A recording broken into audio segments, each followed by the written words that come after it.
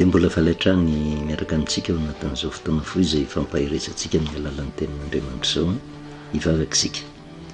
Jehovah'Andriamanitra raha eo dia misaotra anao hatrany izay satria Andriamanitra tsy mba mahafoy ianao ary fantatrao ny ady izay hatrehany vahoakanao ankehitriny mitady hery ian-kina ka ny amin'iza tokoa moa zahay ianao no manana ny teny fiainana mandrakizay dia mametraka ampelantananao ny ady izay hatrehanay sambatan'olona anivon'ny tokantrano fiangonana anivon'ny firenena mihitsy mamorafo Andriamanitra ary nangatahana aminao dia mba hitiranao atsehatra mba hitondra vahaolana an'izao firenena izao. Mitenena indray Jehovah fa mihaino mpanomponao amin'ny anaranao Jesosy, amen. Faly-miarabantsika amin'ny anaran'i Jesosy manonona ny fahasoavana sy ny fiadanan'ny Tompo amintsika mandrakariva. Ohatra miverina ihany tsika mampatsiaro ny hafatra Paoly apôstôly amin'ny Efesianina toko 1 hoe tsika tsy miady amin'ny mofo aman-drano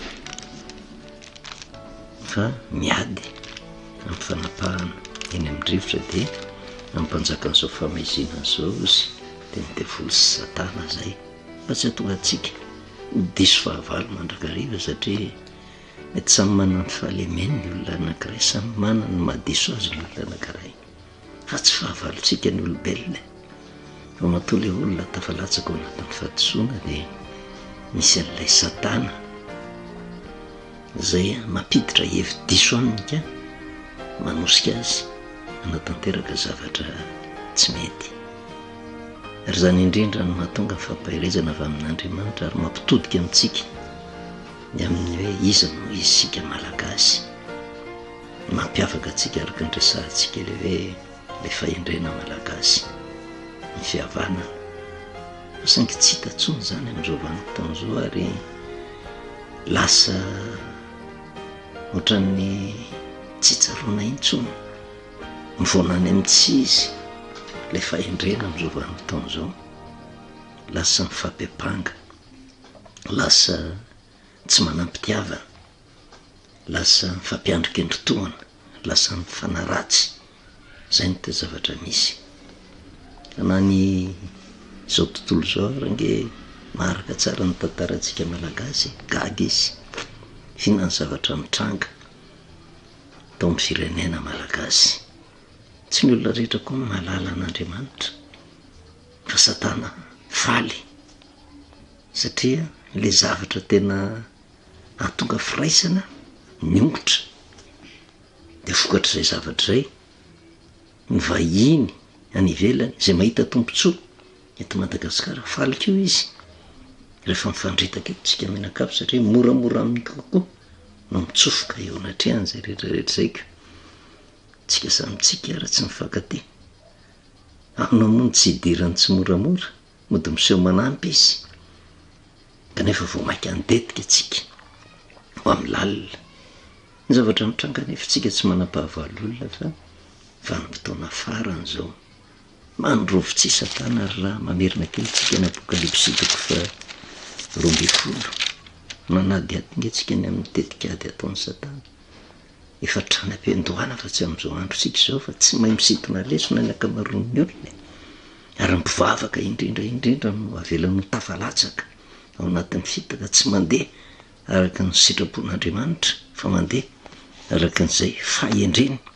Apokalipsy toko 12 andiny 7 tany an-danitra Satana rehefa nianarantsika teo nazera ety an-tany izy ary nazera ilay drakona izy dia ilay menarana ela izay atao hoe devolo Satana izay mamitaka izao tontolo izao dia nazera tany izy ary ny anjiliny koa niaraka nazera tany dia naharehy feo mahery tany an-danitra hoe nanao hoe ankehitriny dia tonga ny famonjena sy ny hery sy ny fanjakan'Andriamanitra ary ny fahefan'i Kristy satria nazera ilay mpepanga ndralahantsika dia ilay mepanga azy eo anatrehan'Andriamanitra andro manalina. Izay ny toetra ny Satana, izy ny tena tompo ny fiampangana.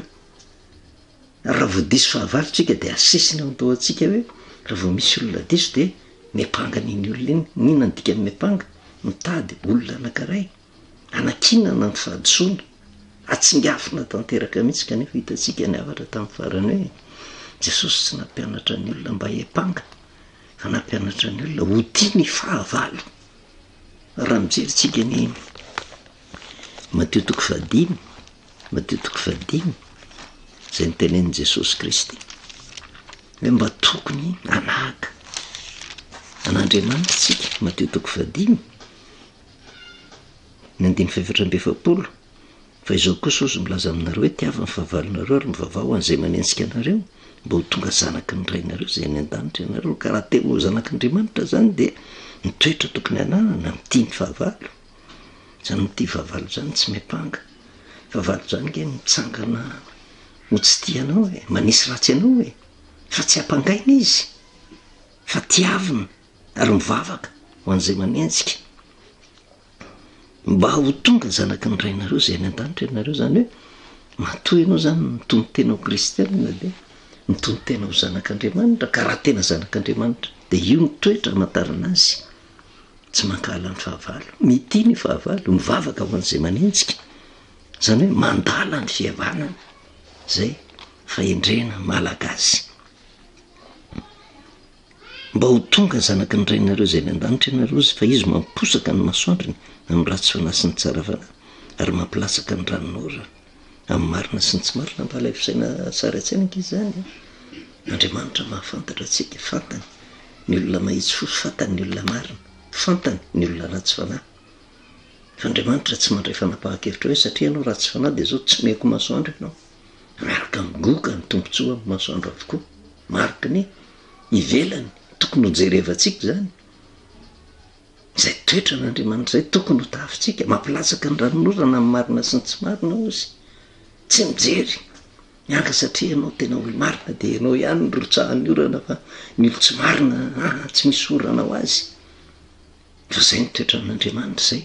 Na de ao anatin'ny faharatsiana ary misy antony mahatonga an'izay, mba heritreretan'ny olona tsy marina, mba heritreretan'ny olona ratsy fanahy, mba ho tsapany ny fitiavana zay nasehon'Andriamanitra azy ka tonga azy iovo filamatra.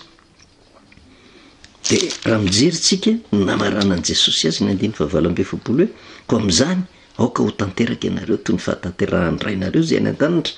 Tsy tokony ho diso fandray an'izay ten'izay tsika hoe tena hitovy amin'Andriamanitra, fa manahaka ny toetra ny dikany. Ary io tenin' Jesosy Kristy io raha manazava azy de soratra masina ihany manazava soratra masina hoe aoka ho tanteraka ianareo tokony fahatanterahany rainareo zay any an-danitra. Kinona le mahatanteraka ny ray de zay le toetrany mahatanteraka zay tokony ianarantsika. De io Matteo 5:7 io de mitovy dika amin'ny Luka 5:9, Luka 5:9 amin'ny fomba filazana hafa mitondrany Luka azy zay mifanazava i tenin'Andriamanitra io. Ka raha fa mijery nefitry ny soratra masina de soratra masina ihany manazava soratra masina. Vakitsika ny 5:9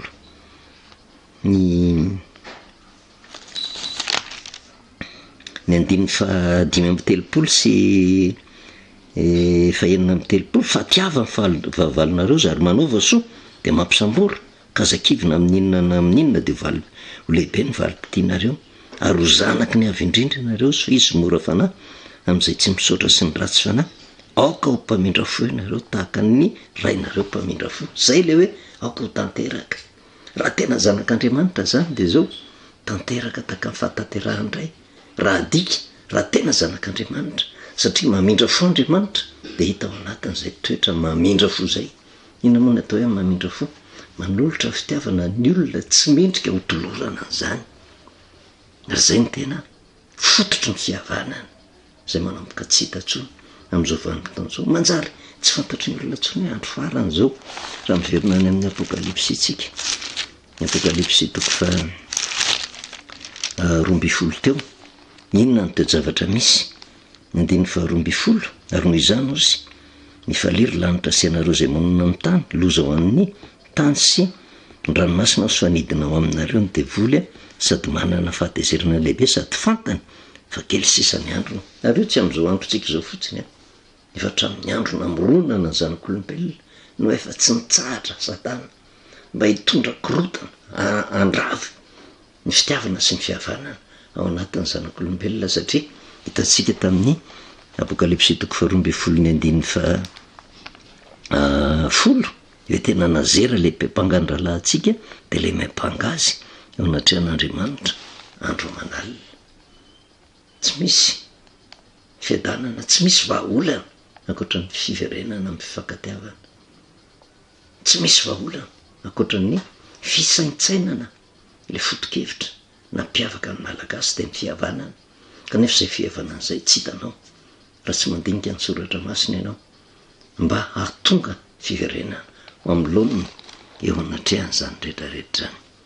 Zavatra mahavariana ange amin'izao vanim-potoana izao de hitantsika fasarana nametraika eto amin'ny firenentsika ny amin'ny zavatra maro isan-karazany, boritrano avetsy averoa mampivarahontsana de hitantsika ny amin'ireny heverina fa hoalatr'olona tsy fantatra intsony izay marina, ny amin'ny heverina reny le famonoana von'olona avetsy averoa ny tsy fahandriam-pahalemana naiza ny verina hatramin'ny dalo mpanaka-dalana efa tena mandry tsy lavoloha ny ankamaroan'olona tsy misy fiadanam-po intsony. Vinona ny mahatonga an'izany rehetrarehetra zany, ny fihavanana tsisy tsony fa manoloana zay fihavanana tsy misy tsony zay de manjary ny fiafarany lasa ny fiampepanga ny olona de tsy fantatra otsony hoe iza ny mepangana iza ny tena sahijoro hoe tena diso fa ny zavatra mitranga de zao mitady olona ho ampangaina mba hoentina anamarina tena. Reto tsisy afaka amin'ny teny mihitsy indraindray ao anatin'ny hainao manjery ange mampisaviritaka ny sainy ampitondra amin'izao vanim-potoana zao mahatonga an'izany rehetrarehetra zany de tsy andanitra zay zay momba ny mpitondra amin'izao ny atoko-panohatra mahatonga an'izay rehetrarehetra zay tsisy afaka amin'ny teny ntsony hoe iza ny nanamarina fa samy mitady olona ho ampangaina avokoa mba hoentina anamarina tena ka raha vo zay ny zavatra mitranga tsy misy fihavanana mihitsy. Efa tafalatsaka ao anatin'ny zavatra nampitahin'i Jesosy any amin'ny Matteo 4:20 hoe andro farany nge zao fa tsy tsapan'ny olona intsony hoe andro farany zao hoe kinona ny tranga amin'ny andro farany. Matteo 4:20 ka hatramin'ny 9:12 hoe ary atolony ho amin'ny fahoriana ianareo izy ka vonony ary ho alan'ny firenena rehetra ianareo noho ny anarako ary amin'izany andro zany de ho tafotoana ny maro ary hifampepanga ozy sy hifankahaly izy ary isy mpaminany sandoka maro hitsangana ka mitaka ny maro izy ary noho ny habeny tsy fankatoavan-dalàna mangatsika ny fitiavan'ny maro. Potika ange izy zao hoe amin'izao vanim-potoana zao hoe mifampepanga ary tsy vitany mifampepanga araka ny lazain'i Jesosy Kristy mifankahala mitady fiampangana mefara hatramin'ny von'olona de ararotina zay zavatra ratsy rehetrarehetra mba ampisavoritahana ny sain'ny vahoaka. Ary zay no mahatonga antsika miresaka mandrakariva hoe andeha hiampanganizy tsika fa inona ny tsara indrindra miverina amin'Andriamanitra, inona ny tsara indrindra de mivavaka mametraka eo am-pelatanan'Andriamanitra, mamelatra eo anatrehan'Andriamanitra ny toe-javatra misy ary mba mahay mihaino ny sitrapon'Andriamanitra hoe inona ny tokony ataoko. Ary ao anatin'izay inona ny tokony ataoko zay de miresahantsika hoe ny fiarahana amin'Andriamanitra tsy vita mivava fa finoana arahana azy ary ny asa taken'Andriamanitra de mifankatiavana raha tena tian'Andriamanitra, raha tena zanak'Andriamanitra tsy misy afa-tsy ny fifankatiavana misy ny vahaolana maharitra. Anenge ho jerentsika ny zavatra mitranga manoloana zay rehetrarehetra zay hoe tena tsika tsy manam-pahavalo olona, tsy mitolona amin'ny nofo amandraho izy Paoly apôstôly fa mifanahy ratsy eny amin'ny rivotra. Tena mitolona mifanahy ratsy eny amin'ny rivotra marina ve tsika? Satria matoly olona manao ratsy tokony tsy angalitsika fa tokony omena hoe voafatotra ty olona ity, inona ny tokony atao de miezaka amin'ny fomba rehetra mba hahatonga le olona ho afaka amin'izay fisainany ratsy zay mahatonga azy manao ratsy fa tsy amin'ny alalan'ny fiampangana azy hoe mitady olona anankiray ampangaina mba hanamelohana azy, tsy fomban'i Jesosy Kristy zany. Ary zay tena tokony toetra ny olona tena mpanompon'Andriamanitra fa satana izy fetsy izy ary tena aporosihany mihitsy ny olona ho tonga ny fivavahana fa ny fanapahakevitra raisy ny olona diso mivonany amin'tsy izy de jereo miverina tsika any amin'ny Genesis 3:7 inona ny toe-javatra mitranga teo anatrehan'izay satria mijanona atsika tamin'ny farany de le fitaka nanjoa any Adamaseva modina tsafainy Satana satria tamin'izany vanim-potoana zany tsy nieritreritra kory ange Adamaseva hoe tena ampisandratra ny maiziny tenany ny olona tanteraka mihitsy izy hoe taona zao nametrahan'Andriamanitra azy de eo izy zany vao hianatra iainy tsy tena mbola fatan'izany fiainana zany tsy mbola fatany zany fahoriana sy fahafatesana zany fa zanaka noforonon'Andriamanitra kanefa nomen'Andriamanitra tolo lalana azonao hoanina ny azo rehetra am'izany nyvon'ny azo fahalalana tsara sy ny ratsy azony hoaninao fa amin'ny andro zay nananao azo faty tokoa tsy fatany tsiron'izany fahafatesana zany fa nampahafantarina azy fotsiny ratsy zany tsy fatany zany tsiron'ny fiainana zany fa nampahafantarina azy fotsiny hoe tsara zany de eo fotsiny izy no tokony andray fanapahan-kevitra hoe andeha hanao ny tsara satria fa nambaran'Andriamanitra tamiko fa tsara ty fa tsy andeha hinana von'le azo fahalalana ny tsara sy ny ratsy satria ratsy zany fahafatesana zany na tsy mbola niainako azy taka atsika am'izao vanim-potoana zao tsy meke mahita olona maty fa mba tsy afatsika ve zany hoe manahony zany maty zany tsy fantatritsika zany tsy fantatritsika zany de takan'izany Adamaseva kanefa tonga Satana ary jereo ny fitaka nataon'ny Satana andiny fa 4:5 natavalatsaka Adamaseva roa menarana tamin'ny raha vehivavy tsy faty tsy akory ianareo fa fantatr'Andriamanitra fa am'izay andro hinanana anareo azy de hiratra ny masonareo ho tahaka an'Andriamanitra ianareo halala ny tsara sy ny ratsy raha mijery maimaika an'izany de ohatrany hoe tena ohatrany mampirisika Satana mba hoe tena hanahaka an'le Andriamanitra ho tahaka an'Andriamanitra tsy araka le tenin'i Jesosy hoe okanareo ho tanteraka tahaka ny fahatanterahany rainareo zay any an-danitra fa eto zany de hoe nampisandratra ny maizy azy tao anaty mikitika n'le maizy azy hoe aza mipetraka fotsiny am'izao ianao fa misy toerana tsara kokoa zay nafisinon'Andriamanitra taminareo de le toeran'Andriamanitra mihitsy ny tokony ananareo zany hoe tsy refesiny izan'izy afaka manao zay tiana atao am'izay vanim-potoana zay de fantatrareo ary zay misy famarinana anke tenen'ny devoly halala ny tsara sy ny ratsy na nandrana an'le von'le azonaina mahavelona mandrak'izay izy na nandrana ny von'le azo fahalalana tsara sy ny ratsy amin'ny vanim-potoana andraisan'ny fanapahan-kevitra inana ny ray andreo de ho hitany am'izay hoe kay zao no vokany fa saingy safidy ratsy ny raisiny fa tratra ny fitaka nataon'ny Satana von'ny azo fahalalana ny tsara sy ny ratsy no hoaniny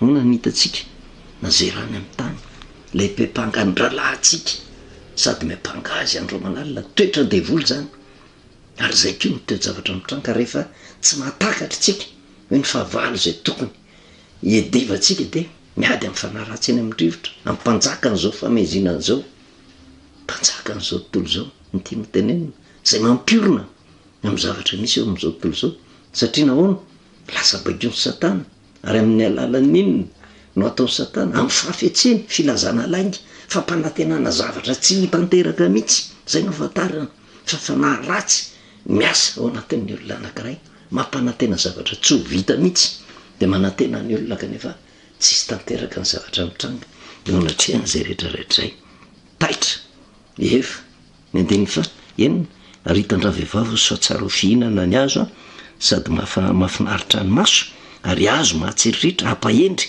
de nanotazany voany ka nihinanany no meniko ny vadiny ka de mihinana izy zavatra mitranga anke de zao hoe tafalatsaka ary rehefa tena fakafakainao zavatra nampitainy Satana taminy mety hoe tena noarina amin'ny zavatra ivelany fa ny tena zavatra nikendren'ny Satana de zao lasa tsy nainianina tamin'ny toerana nisy azo tsony le zanak'olombelona lasa le mahizy ny tena no mitsandratra ary lasa te hipetraka ny toerana tsy antonina azy de ho tahaka an'Andriamanitra rehefa tena nahita an'izay izy azo mahatsiriritra zany hoe tafiditra tao anatin'ny fakafana tena marina zany tenen'ny Satana zay le menarana zany tena marina zany fa nahoantsika nipetraka fotsiny am'izao nahoantsika nitsandray fanapahan-kevitra natanteraka zay azontsika tanterana de tonga de nandray fanapahan-kevitra nihinana n'le von'le azo fahalalana tsara sy ny ratsy rehefa nihinana izy de nanotazany voanozy ka nihinana nomeny ko ny vadiny ka de nihinana izy nefa fantany fa tsy zavatra le nytenen'i Jehova ny tenen'ny Satana. Mandainga fotsiny ny 15 nahiratra ny mason'izy mivady a fantany fa mitanjaka izy a nanjaitra ravina viavy izy a natao misikina ho azy. Tonga de nahiratra ny masony, zany hoe hitany ny dikany tanjaka, hitany fa ratsy ny fanapaha-kevitra zay ndraisiny tamin'io vanim-potoana io Andriamanitra. Mbola mifanerasera tamin'ny zanak'olombelona tamin'izany vanim-potoana zany. Ary raha nandrean'i Jehovah Andriamanitra nitsangatsangana teo amin'ny say izy osy rehefa ho arivany andro a, ary raha lehilahy sy ny vady niery ny tavan'i Jehovah Andriamanitra tao anaty azo tao amin'ny sa, inona no natonga azy niery? Tena nahita mihitsy izy hoe nandika an'le tenin'Andriamanitra. Mihinana n'le zavatra nandrarany, tafalatsaka tao anatin'ny fitak'le menarana, ary tsy hitantsonona le menarana hatreo. Ary Jehovah Andriamanitra ozy de niantso andraha lehilahy ka nanao taminy hoe aiza moa ianao? De hoy izy hoe nandrianao tao amin'ny saha osy a de natahotra satria mitanjaka ka de niery. Aiza ianao? Jehova ve de tsy ahita hoe taiza i Adama? Fa misy zavatra tian'i Jehova tena ho tanterahany i Adama de nilaza ny zavatra nataony. Aiza ianao ry Adama? Niery ahozy fa natahotra satria mitanjaka. Ny 12 roa izy moa nanambara taminao fa nitanjaka ianao. Efa nihinananao va ny hazo zay nandrarako anao? Tsy hinananao. Ny 12 de hoy raha lehilahy ny vehivavy zay nomenao ho namako, izy no nanome ahy voankazo ka de nihinana. Tsy refotsika reo le mpivady le tena mifankatia tao anatiny tena fahatanterahana tonga lafatra tanteraka. Fa avy nanontany Jehova, tsotra ankeny no teny nambaran'i Jehova taminy, fa iza no nanambara taminao fa nitanjaka ianao? Fa ka efa nihinananao izy le zavatra nandrarako anao. Va le teny tsotra ankeny nankatahan'i Jehova e, nihinana ianao sa tsy nihinana? Fizangano mibaboka na iliny any amin'ny hafa. Vehivavy zay nomenao a nanome ahy. Mifampepanga toetra andevoly. Ary toe zavatra takan'izany ny zavatra misy amin'izao vanim-potoana izao, rehefa misy zavatra tsy mety anankiray de mitady olona ho ampangaina mandrakariva. Le vahoaka mitady olona ho ampangaina mandrakariva le kristiana. Satria nahoana? Tsy le fitiavana no manjaka ao anatiny, tsy le fihavanana no manjaka ao anatiny. Jereo le nataon'le raha Samaritana zay niresantsika, nga izy ny apanga aka le mpisolona mihitsy angeny tena tsy nandray ny andraiky namonjy an'ity lehilahy zay azo ny jiolahy ty e. Na le vita mihitsy tsy nandray andraikiny, tsy nijery an'izay izy fa tonga de nandray zay le finoana raha anasa, na de nitsangako fahavaliny aza ny jiosy, tsy nijery an'izay izy fa tonga de nandray fanapaha-kevitra namonjy. Da ny zavatra mitranga nefa de toe-tsainy Satana eo no manjo ny akamaroan'ny olona, manjo eo anivon'ny firenena. De tsika ve de ahita hoe misy firenena milamo ao anatin'ny fifampiem-pangana? Tsy misy mihitsy zany. Ary le fifampiem-pangana rehan'izao tontolo izao tsy mahatsiaro menatra ve tsika? Izao hono ny toe-javatra misy ao anatin'ny firenena malagasy, ary ahely mihitsy atao zay andrenesan'izao tontolo izao, tondron'ny olona molotra nge ao anatin'izany. Ohatran'ny hoe raha tokantrano tokony hovahana atao anatiny ato lasa fantatra zao tontolo izao. Ohatran'ny firery havana mihitsy ka de zao ny toe-javatra misy any aminay. De ho raha lehilahy vehivavy zay nomenao a ho namako kosa, izy no nanome aho voankazo ka de mihinana. Tsy le valiteny takin'Andriamanitra, mihinana ve ianao sa tsy nihinana? Efa nohaninao ve le izy? Tonga de tsy Jehova tsy miteny hoe fiampangana ka nizaniza nanome anao, tsy hany hoe iza le nanome, fa nihinana ve ianao? Fa natombony tamin'ny fiampangana le izy. 17 koa Jehova tamin'ny raha vehivavy, inona zao nataonao izao? De ho raha vehivavy nomena rana no namitaka ka de nihinana. Mitady tena olona anakinana ny fahadisoana mandrakariva, tsy hibaboka. Ary zay le resantsika hoe fandraisana andraikitra angeny tokony tanterahany, fa vao tonga ao anatin'ny fifampiem-pangana tsy misy filaminana zany mihitsy. Ka na Satana raha napiditra hevitra fa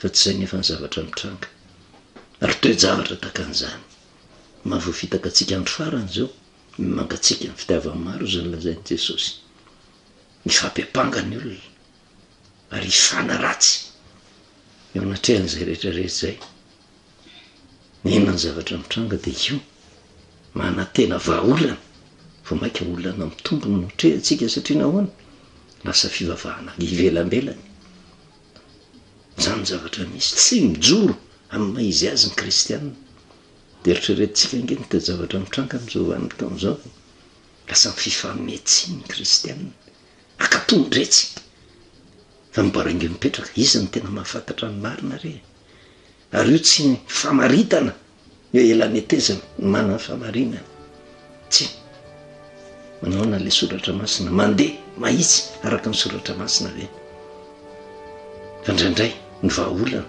raisina vahaolana tsy mitondra sedanana tsy mitondra